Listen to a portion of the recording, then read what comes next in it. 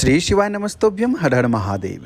बुरहानपुर मध्य प्रदेश से चल रही छठे दिन की श्री अश्वत्थामा सिंह महापुराण कथा समाप्त हो चुकी है और आज गुरुजी ने बहुत ही सारे अद्भुत और आश्चर्यजनक पत्र गुरुजी ने अपने कथा पंडाल में पढ़ा था। वो सारे के सारे पत्र हम आपको इसी वीडियो में दिखाने वही वाले हैं और कोशिश करेंगे उस पत्र से उपाय यानी जिनको कौन सी बीमारी से कौन सा फ़ायदा हुआ है वो सारे के सारे आप लोगों को ही बताने के लिए। उससे पहले वीडियो को एक लाइक कर दीजिएगा। अगर मेरी आवाज़ पहली बार सुन रहे हैं तो चैनल को भी सब्सक्राइब कर लीजिएगा। देखिए, सबसे पहला जो पत्र आया हुआ था आज की कथा में वो था राजकुमार जी यादव का, जो कि जिला बुरहानपुर मध्य प्रदेश से आए हुए। तो उन्होंने पत्र में लिखा था कि उनकी नतनी का उम्र लगभग में 9 वर्ष का है, लेकिन जब उनकी उम्र 5 वर्ष की थी तब उनके शरीर पे एक सफ़ेद सा दाग होना शुरू हो गया था। धीरे धीरे वह दाग पूरे शरीर पे हो गया। उन्होंने बहुत सब जगह दिखाया, डॉक्टर से भी दिखा लिया, राजस्थान दिखाया था, लेकिन कोई अच्छे से इलाज का फ़ायदा नहीं हो पाया।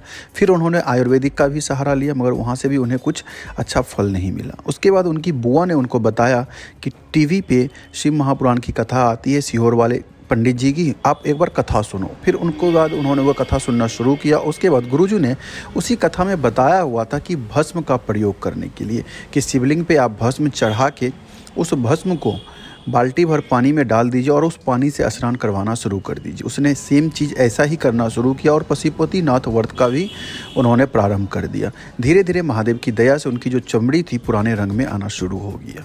ये सब महादेव की कृपा है। दूसरा जो पत्र आया था वो था सुमित जी का, संभाजी नगर से उन्होंने पत्र लिखा था। उन्होंने पत्र में लिखा था कि उनके गले में एक गठान हो गई थी। उसके बाद धीरे धीरे गठान छोटी थी पहले, धीरे धीरे गठान बढ़ती गई और बड़ी हो गई। बाद में जब डॉक्टर के पास गए तो वहाँ पता चल रहा है कि उनके गले में 2 गठान थी। तो उन्होंने फिर क्या किया, उनका ऑपरेशन करवाने के लिए डॉक्टर ने बोला कि इनका ऑपरेशन हो जाएगा 1 महीने में। पहले आपको एक गठान को निकालना पड़ेगा ऑपरेशन करके, उसके बाद दूसरे गठान की ऑपरेशन होगी। उन्होंने डॉक्टर से 1 महीने की दवाई ली और जैसा गुरुजी कहते हैं अपने कथा में कि महादेव को 3 महीने का समय दो, महादेव सब ठीक कर देंगे। उन्होंने 1 महीने की दवाई लेके घर आ गए, मंदिर से जल और बेलपत्र लाके खाना शुरू कर दिया। महादेव का नाम लेते हुए बेलपत्री और दवाई साथ साथ में खाना शुरू कर दिया और महादेव की दया से उनकी गठान धीरे धीरे गलना शुरू हो गया था।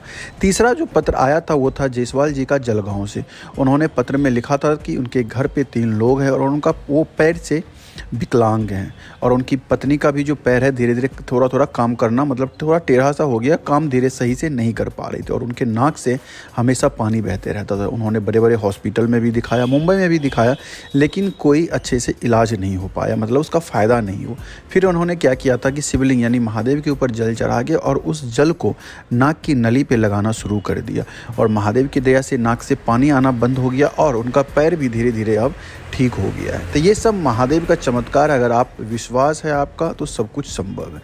मिलते हैं और भी इस तरह की जानकारी के साथ, तब तक के लिए श्री शिवाय नमस्तोभ्यम हर हर महादेव।